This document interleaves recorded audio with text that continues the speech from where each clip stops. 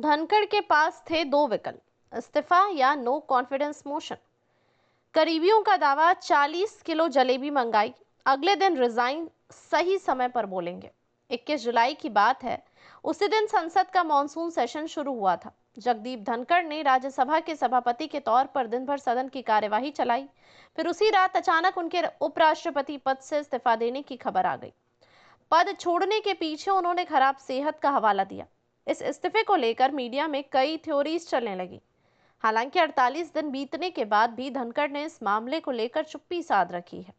इस चुप्पी को लेकर दैनिक भास्कर ने उनके करीबियों से बात की। धनखड़ के करीबी सूत्र बताते हैं, 9 सितंबर से पहले ये चुप्पी नहीं टूटेगी। सही वक्त आने पर वे सामने आएंगे और स्थिति स्पष्ट करने के बारे में खुद फैसला लेंगे। दरअसल 9 सितंबर को नए उपराष्ट्रपति पद का चुनाव होना है। इसमें एनडीए के महाराष्ट्र के राज्यपाल सीपी राधाकृष्णन का मुकाबला विपक्ष के उम्मीदवार और सुप्रीम कोर्ट के पूर्व न्यायाधीश बी सुदर्शन रेड्डी से है। धनखड़ के करीबियों ने यह दावा भी किया है कि धनखड़ ने खुद इस्तीफा नहीं दिया था, उन्हें इस्तीफा देने के लिए कहा गया था। सूत्रों के मुताबिक उनके पास दो विकल्प थे, पहला अपनी मर्जी से इस्तीफा दे दें, दूसरा नो कॉन्फिडेंस मोशन का सामना करें।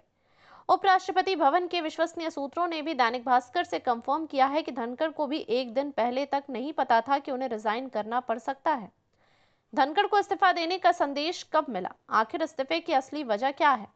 धनखड़ की पद के मुताबिक प्रोटोकॉल की मांग करने की बात में कितनी सच्चाई है? पढ़िए पूरी रिपोर्ट।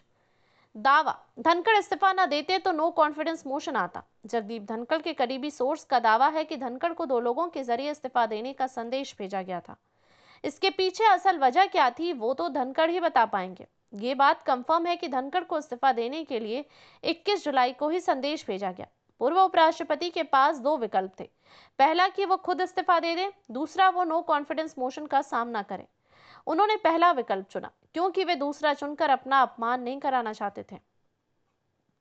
इस्तीफे की असली वजह पर ये सोर्स दावा करते हैं, धनखड़ ने अब तक पूरी कहानी नहीं बताई है। वे फोन पर इस बारे में ज्यादा बात नहीं करना चाहते हैं। उनसे मुलाकात का संयोग अब तक बन नहीं सका। हालांकि जल्दी उनसे मुलाकात होगी, तब पता चलेगा कि आखिर पूरा सच क्या है। क्या वाकई पद के मुताबिक प्रोटोकॉल चाहते थे धनखड़? उपराष्ट्रपति का पद संवैधानिक रूप से राष्ट्रपति से नीचे और प्रधानमंत्री से ऊपर होता है।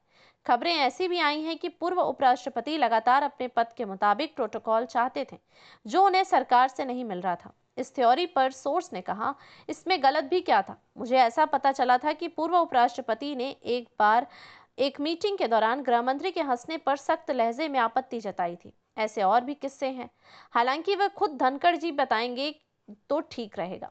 क्या धनखड़ जी का मीडिया के सामने आने का कोई प्लान है? इस पर सोर्स ने कहा, मेरी जानकारी